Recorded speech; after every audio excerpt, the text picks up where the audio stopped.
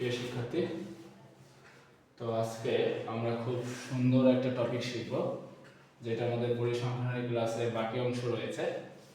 সেটা হচ্ছে পরিসংখ্যানের উপাত্ত থেকে মধ্যক এবং প্রচুরক নির্ণয়। জাস্ট সাধারণ নিয়ম, এটা আমরা ক্লাস 6 থেকে শিখেছি বা ছোট শ্রেণীতে শিখছি। সেই জিনিসগুলো আমরা আবার একটু রিপিট করবো। হ্যাঁ, তো প্রথমে আমরা শিখব মধ্যকের বিজোড়। মধ্যকের বিজোড় কিভাবে নির্ণয় করা হয়। এখন টোটালি তোমার প্রথমত মনে রাখতে হবে, যদি তোমার মধ্যক নির্ণয় করতে হয়, কি নির্ণয় করতে হয়? মধ্যক। মধ্যক নির্ণয় করতে গেলে তোমার যে উপাত্তগুলো দেওয়া আছে, এইগুলো হচ্ছে উপাত্ত। এই উপাত্তগুলোকে কিসে সাজাবে? ছোট থেকে বড় বা বড় থেকে ছোট, যেগুলো একভাবে কি করতে হবে? সাজাইতে হবে। তাহলে প্রথমে আমরা সাজাবো, যা আমরা লিখব উপাত্তগুলোকে সাজিয়ে পাই। আচ্ছা, উপাত্তগুলোকে সাজাই, তাহলে ছোট থেকে বড় সাজাই আমরা। ছোট কোনটা বলো? 3। তারপর আছে কি 7। যেটা যেটা নিয়েছো সেটা সেটা তুমি গুণটা দিতে পারো, তাহলে তোমার বিষয়গুলো বুঝতে সুবিধা হবে যে কোনটা কোনটা নিয়েছো। 3, তারপরে 7, তারপর হচ্ছে 9। আচ্ছা, তারপর হচ্ছে কত? 12, দুইটা আছে, দুইটা নিলাম। 13, 50। আমরা ছোট থেকে কি করলাম? বড়ভাবে সাজালাম। সমস্ত সংখ্যাগুলো আমাদের নেওয়া গেছে। এখন এটা কি বিজোড় না জোড়? কিভাবে বুঝবো? মধ্যক বিজোড়ের একটা সূত্র আছে, মধ্যক জোড়ের একটা সূত্র আছে, আলাদা আলাদা সূত্র। তো বুঝবে এখানে সংখ্যা আছে কয়টা? 1টা, 2টা, 3টা, 4টা, 5টা, 6টা, 7টা। আচ্ছা, তাহলে উপাত্তগুলো কি 7। এই উপাত্তগুলোকে n দ্বারা প্রকাশ করা হয়। কি দ্বারা প্রকাশ করা হয় বলো তো? n দ্বারা। এটা আমরা আগে জানছি। টোটাল উপাত্তকে কি দ্বারা প্রকাশ করা হয়? n দ্বারা। কয়টা সংখ্যা আছে? 1টা, 2টা, 3টা, 4টা, 5টা, 6টা, 7টা। 7টা সংখ্যা আছে। আচ্ছা, 7 কি সংখ্যা বলো তো? যা বিজোড়। বিজোড় না 7 সংখ্যা? আচ্ছা, আমরা জানি যা বিজোড়। আচ্ছা, তাহলে 7 যদি হয় বিজোড়, তাহলে আমরা কিসের সূত্র বসাবো? মধ্যক বিজোড়ের সূত্র বসাবো। তার মানে লিখব আমরা জানি মধ্যক। যেহেতু বিজোড়, এখানে বিজোড় লিখলেও ভালো হয়, না লিখলেও হয়। যেহেতু তুমি এখানে উল্লেখ করে দিছো, এখানে লিখলেও হবে, না লিখলেও হবে। তো মধ্যক বিজোড়ের একটা সূত্র আছে, যে সূত্রটা আমাদের মুখস্থ করতে হবে। n যোগ 1/2 তম পদ। এটা যদি বাংলায় থাকতো তাহলে আমরা n যোগ 1 দিতাম, ভাগ 2 দিতাম। যদি এটা ইংলিশ আছে টোটালি, তাহলে আমরা n যোগ 1 ভাগ 2 কি দেব? তম পদ। আচ্ছা, এখন ভাই আমরা বসাবো মান। n এর মানটা কি বলো তো? n এর মান হচ্ছে 7। বসাইলাম। 7 প্লাস কত আছে? 1 বসাইছি। নিচে আছে কত? 2 তম পদ। আচ্ছা, 7 আর 1 কত আসে বলো তো? 8 না ভাই? 8/2। বা তুমি এটা একসাথে করো। এখানে 7 আর 1 কত আসে বলো? 8, আর নিচে আছে কত? 2। তাহলে 8 দ্বারা 2 এর কত ভাগ? তাহলে আসে কত বলো তো? 4 তম পদ। আচ্ছা, 4 তম পদ। 4 তম পদ মানে কি? এইখানে 4 তম পদ, সেটা হচ্ছে মধ্যক। 1 2 3 4, এই যে 4 তম পদ, এটা কি টোটালি মধ্যক। তাহলে আমরা কি লিখতে পারি? মধ্যক। তাহলে অতএব মধ্যক কত পেলাম বলো তো? 12। তো এটা করে আমরা করলাম 4তম পদ। 4তম পদ কোনটা? 1 2 3 4। এখন ভাইয়া বললাম না, মধ্যক নির্ণয় করতে গেলে সাজাইতে হবে, ছোট থেকে বড় না বড় থেকে ছোট। এখন তুমি যদি না সাজাইতে, তাহলে 4তম পদ তুমি বের করতে পারতা না। 4তম পদ তাহলে কোনটা আসতে বলতে? 15 আসে। তাহলে এটা মধ্যক হইতো না। এজন্য মধ্যকের নিয়মই হচ্ছে, উপাত্ত থেকে যখন মধ্যক নির্ণয় করতে যাব, তাহলে আমার কি করতে হবে? প্রথমে সাজাই নিতে হবে। সাজাইয়া আমি জাস্ট সূত্রটা বসে করব। যদি n এর মান, টোটাল মানের মান বিজোড় হয়, তাহলে বিজোড়ের সূত্র এইটা হচ্ছে বিজোড়ের সূত্র। তম পদ, 4তম পদ কোনটা? 1 2 3 4। বুঝতে পারছেন মধ্যক বিজোড়? আচ্ছা, গুড। তাহলে আমরা এবার চলে যাব, জোড়েরটা করব।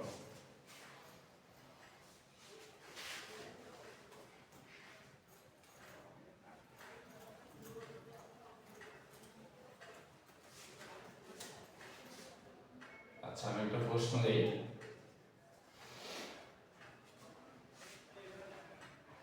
মনে করে এরকম আছে,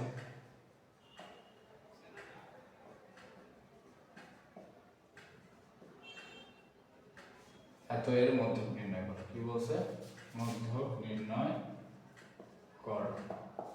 আচ্ছা, তাহলে আমি প্রথমে বলছি কি করব, উপাত্তগুলোকে সাজানো ভাবে বলছি না, উপাত্তগুলোকে সাজিয়ে পাই বা সাজানো হলো একটা দিলেই হয়েছে, সাজিয়ে পাই। আচ্ছা, কি সাজিয়ে পাও? ছোট থেকে বড়, প্রথমে আসবে কত? 6 7, তারপর আসবে কত বলো? 8, ছোট থেকে বড় 11, তারপর আর বাকি এইটা এইটা এইটা এন্ড এইটা। এটা না করা বেশি ভালো, তোমার বোঝার সুবিধাতে তুমি এটা করে নিতে পারো যে কোনটা কোনটা নিয়েছো তুমি। ছোট থেকে বড় আমি কি বলছিলাম, এরপর আমি কি গুনবো, কয়টা সংখ্যা আছে? একটা, দুইটা, তিনটা, চারটা, পাঁচটা, ছয়টা। তাহলে আমরা টোটাল সংখ্যা কি দেখো আসলে এন মানে কয়টা আছে বলো? একটা, দুইটা, তিনটা, চারটা, পাঁচটা, ছয়টা আছে। 6 যা কি সংখ্যা বলো তো? জোড়। তাহলে কি এখন বিজোড়ের সূত্র বসালে হবে বলো? হবে না। তাহলে আমরা জোড়ের সূত্র জানি, আমরা জানি না, আমরা জানি জোড়ের একটা সূত্র আছে, মধ্যক। জোড়ের সূত্র, জোড়ের সূত্র n/2 তম পদ, n/2 + 1 তম পদের যোগফল, তম পদের যোগফল বা 2। বুঝতে পারছি? এটা জোড়ের সূত্র তোমাদের পাঠ্য বইতে আছে, তুমি এইখান থেকে মুখস্থ করতে পারো কি n/2 তম পদ, n/2 + 1 তম পদের যোগফল ভাগ কত? 2। এটা কিসের সূত্র? মধ্যক যখন জোড় হবে, উপাত্তগুলো জোড় হবে তখন এই সূত্র বসাবো। আর বিজোড় হলে এর আগে যেটা দেখলাম সেইটা। তাহলে আমরা জাস্ট মান বসাবো। আগে একটা দিই, n এর মান কত বলো ভাই? 6, 6 ভাগ কত? 2 তম পদ, 6 বাই কত? আবার 6/2 যোগ 1 তম পদের কি লাগবে? তম পদের যোগফল।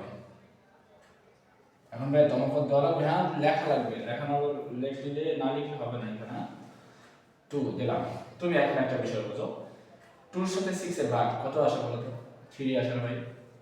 3 তম পদ আসে। আচ্ছা 3, 2 এর সাথে 6 এর ভাগ 3, 3 আর 1 কত?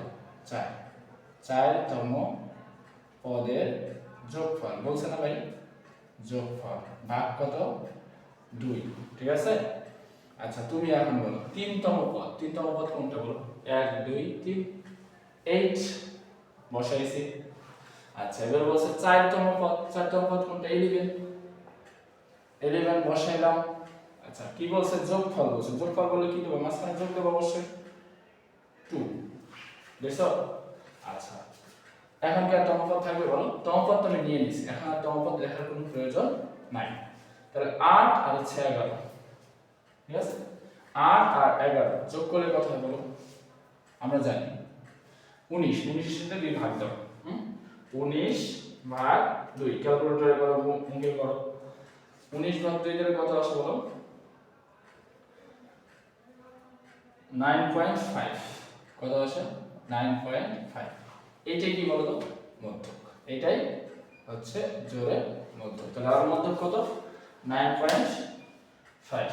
তাহলে বিষয়টা বুঝলাম যে যখন জোড়ের সূত্র হবে তখন জোড়ে এইটা বসাবো, আর যখন বিজোড় হবে তখন বিজোড়ে এই সূত্র বসাবো। এই হচ্ছে টোটালি মধ্যক।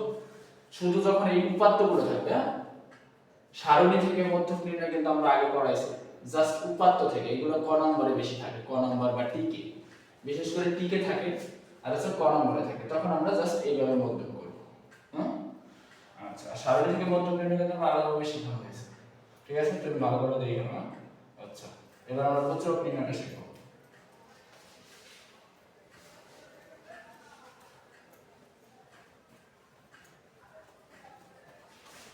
তাহলে প্রচুরকে একটা প্রশ্ন দেওয়া হল,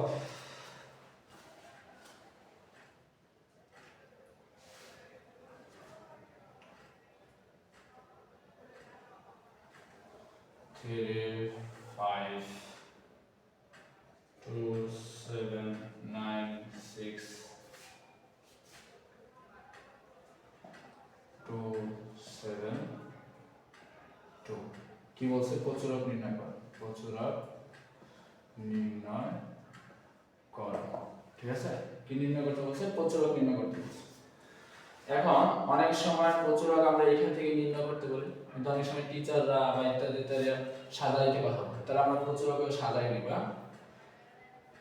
উপাত্তগুলো না করলেও হয়, কিন্তু অনেক সময় আবার তারা বেশি করে, এজন্য আমরা সাজাই নেব। উপাত্তগুলোকে সাজানো হলো, সাজাইলে আমার সুবিধা হয় পেপারটা, সাজাবো আমরা আবার ছোট থেকে বড়। তো সবচেয়ে ছোট হচ্ছে 2, 2 একবার আছে, দুইবার আছে, তিনবার আছে, নিলাম 2 2। আচ্ছা, তারপরে আছে কতগুলো? 3, নিচে 3, 5 6 7 6 7 7, আর একটা আছে 7, তারপরে আছে কি বলো? 9, আর আছে 9। এখন ভাই প্রচুরক কিভাবে নির্ণয় করবে? সবচেয়ে যে বেশি সংখ্যাটা থাকবে, বেশিবার থাকবে, বেশিবার মানে যেই সংখ্যাটা সবচেয়ে বেশিবার আছে। তুমি একটু দেখো একটা সংখ্যা কয়বার আছে বেশিবার? এখানে 2 আছে 3 বার, একই সংখ্যা, আর 7 আছে 2 বার। আচ্ছা, এই দুইটার মধ্যে বেশি আছে কোনটা বলো? আর 3 আছে একবার, 5 আছে একবার, 6 আছে একবার, 9 আছে একবার। একবার থাকলে হবে না। একই সংখ্যা যদি বারবার থাকে, বেশিবার থাকে, তাহলে বেশিবার আছে কয়টা? 2 আছে 3টা, 7 আছে 2টা, তাহলে সবচেয়ে বেশি আছে কয়টা? 2। তাহলে আমরা এখন দেখো সবচেয়ে বেশি বার রয়েছে কত? 2। যেহেতু সবচেয়ে বেশি বার রয়েছে 2, তাই প্রচুরক কি? 2, তাই প্রচুরক 2। এটা কিন্তু উপাত্ত থেকে, জাস্ট উপাত্ত থেকে প্রচুরক নির্ণয়, আর সারণী থেকে প্রচুরক নির্ণয় কিন্তু আমরা আলাদাভাবে শিখে নিয়েছি। হ্যাঁ, তাই সবচেয়ে বেশি বার কি রয়েছে? 2। যেই সংখ্যাটা সবচেয়ে বেশি থাকবে সেটি হচ্ছে কি? প্রচুরক। তাই প্রচুরক 2। আমরা সারণীর ক্ষেত্রে দেখছি যে সবচেয়ে যেটা গণসংখ্যা বেশি সেটি হচ্ছে প্রচুরক শ্রেণী, মনে আছে? তাহলে এইটা যদি এখন ভাইয়া এইখানে ধরো, একটু ধরো যে 2 আর একটা নাই, ধরো নাই, তাহলে 2 দুইবার আছে, 7 দুইবার আছে, তাহলে প্রচুরক কোনটা হবে? তখন তো কনফিউশন করে দিলাম। প্রচুরক তখন দুইটাই হবে, 2 ও হবে, 7 ও হবে। ঠিক আছে, বুঝতে পারছি? বুঝতে পারছি? যখন 2 দুইবার থাকবে, 7 ও দুইবার থাকবে, তখন দুইটাই হবে প্রচুরক। যদি একই সংখ্যা সমান থাকে, বেশিবার রয়েছে, দুইটা সংখ্যা রয়েছে, তাহলে দুইটা সংখ্যা প্রচুরক, কিন্তু সবচেয়ে যেটা বেশি সেটা হচ্ছে প্রচুরক। বুঝতে পারছি? আচ্ছা, তাহলে খুব সুন্দরভাবে এই ক্লাসটা করবা। আর ধারাবাহিক ক্লাসে আমরা চলতেছে, এরপর আমরা ধারাবাহিকভাবে ক্লাস কন্টিনিউ করব।